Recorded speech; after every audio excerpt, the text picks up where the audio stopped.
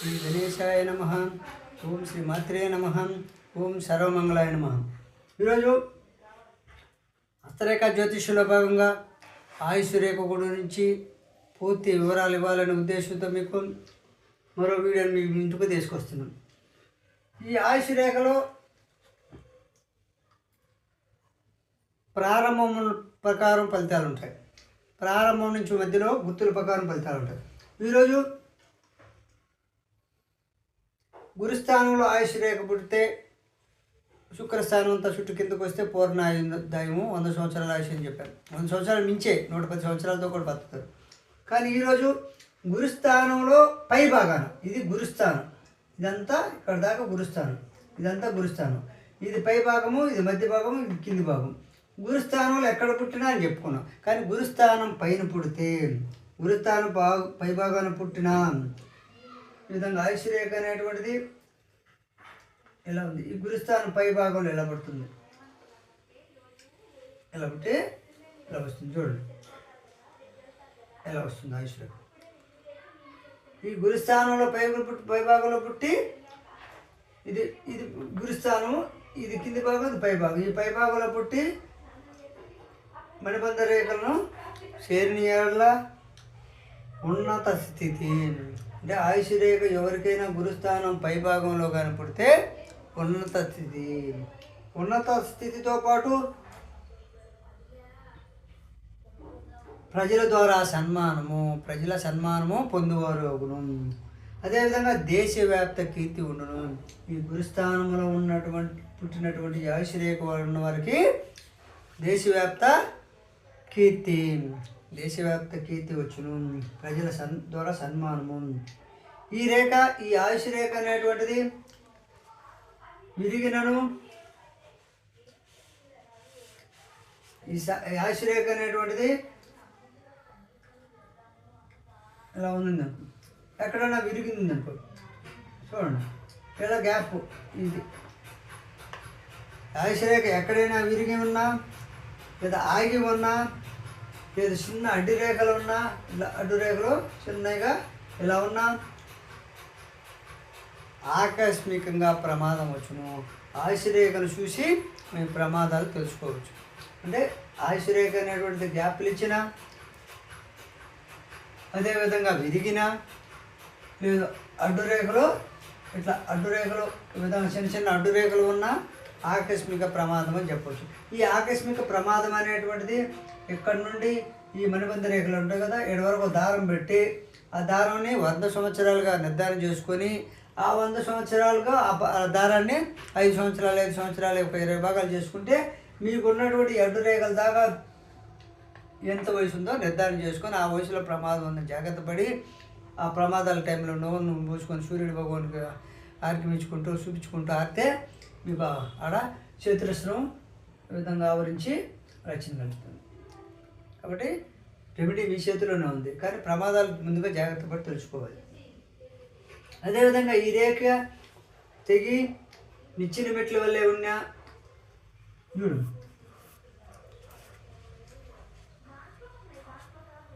ఈ ఆయుష్ రేఖ అనేటువంటిది ఎలా ఉంది, తెగిపోయేసి నిచ్చిన మెట్లలాగా ఇలా ఇలా ఇలా ఇలా ఇలా చూడండి, ఇలా నిచ్చిన మెట్లలాగా ఉన్న మీరు గ్యాప్ ఉండాలి. తిరిగి నిచ్చిన మెట్ల వెలుగు ఉన్న కొంతకాలం అనారోగ్యము.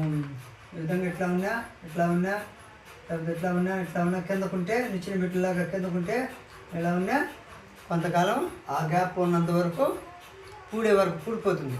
కొంతకాలం ఊడిపోయి మళ్ళీ అక్కడ చతురస్రం ఏర్పడడం లేక రేఖ కలిసిపోవడం జరుగుతుంది. అంతవరకు తీవ్ర అనారోగ్యం ఉందని చెప్పాలి.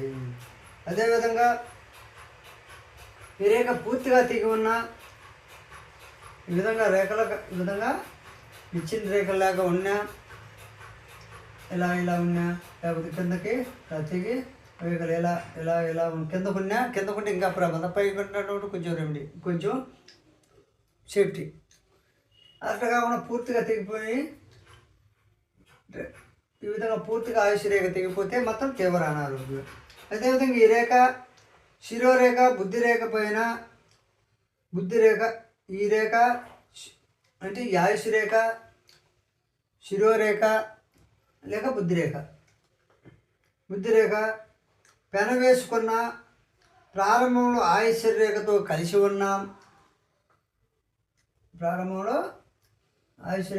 కలిసి ఉన్నాం. ప్రతి విషయంలో సందేహము.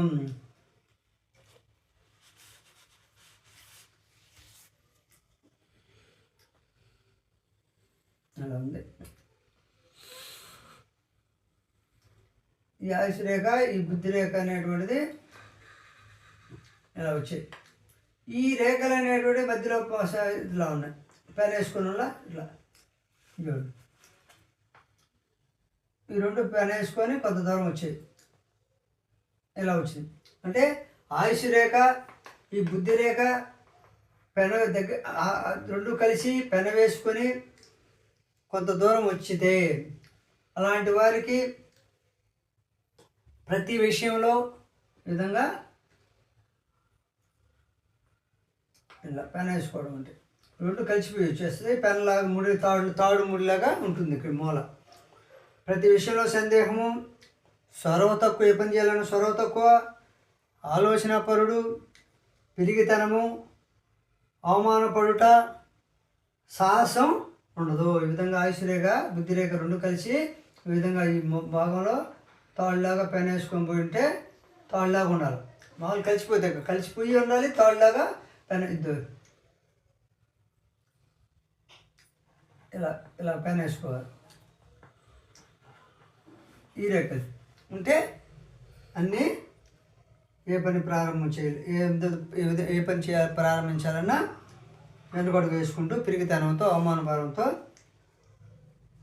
సాహసం లేకుండా ఉంటారు. అదేవిధంగా ప్రారంభంలో ఆయుష్ రేఖ శీర్షాలేఖ బుద్ధి రేఖ నుండి కలిసి ఒకదానికొకటి తాడులుగా పెన్ వేసుకున్న ఈ విధంగా పెన్ వేసుకున్న ఈ తాడులుగా ఒకదానికొకటి కలిసి చెప్పాను. పెన్ వేసుకొని వస్తే ఇలా చెప్పిన పెన్ వేసుకొని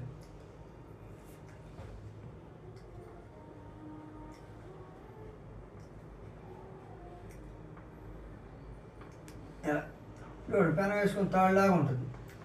ఈ రెండు ఇలా వస్తాయి.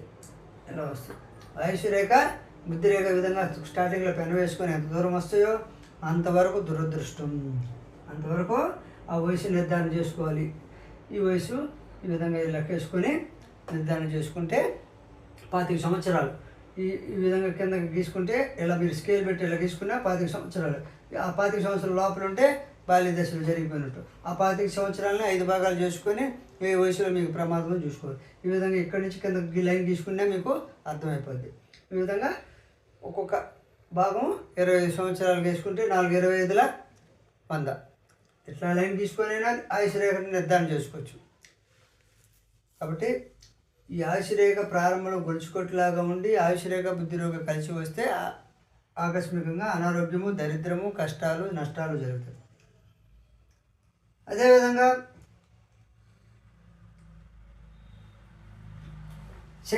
ఆ శిరోరేఖ ఆయుష్ రేఖ ప్రారంభంలో స్వల్ప గ్యాప్తో ప్రారంభమైన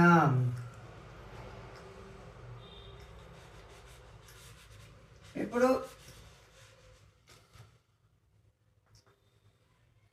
ఆయుష్ రేఖ ఇలా వచ్చింది. ఆయుష్ రేఖ అనేటువంటిది ఇలా ప్రారంభమైంది.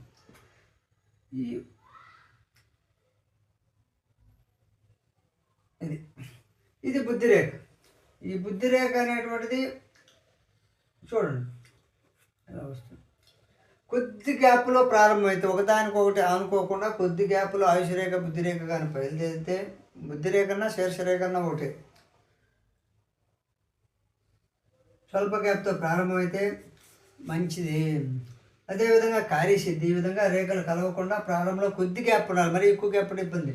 కొద్ది గ్యాప్లో ఆయుష్ రేఖ బుద్ధి రేఖ కలవకుండా ప్రారంభమైతే మంచి లక్షణాలు, మంచిది, కార్యసిద్ధి, ధైర్యము, చురుకుతనము, సాహసము ఎక్కువ. అంటే ఈ విధంగా గ్యాప్ ఇస్తే ఏమందంటే తన స్వతంత్ర లక్షణాలు అనేటువంటివి చిన్నతనం నుండి వస్తాయి. తల్లిదండ్రుల మీద ఆధారపడకుండా ఈ విధంగా గ్యాప్ ఇస్తే తను సంపాదన ప్రారంభంలోనే తను ఓన్గా ఆలోచించి ఓన్ సంపాదన ఉండేది తల్లిదండ్రుల ఆశ మీద ఆధారపడి డిపెండ్ కాకుండా ఉండే వాళ్ళకి ఈ 2 రేఖలు కలవకుండా వస్తుంటాయి. కాబట్టి ఈ రేఖలు నచ్చితే, ఈ వీడియో నచ్చితే లైక్ చేయండి, షేర్ చేయండి, సబ్స్క్రైబ్ చేయండి.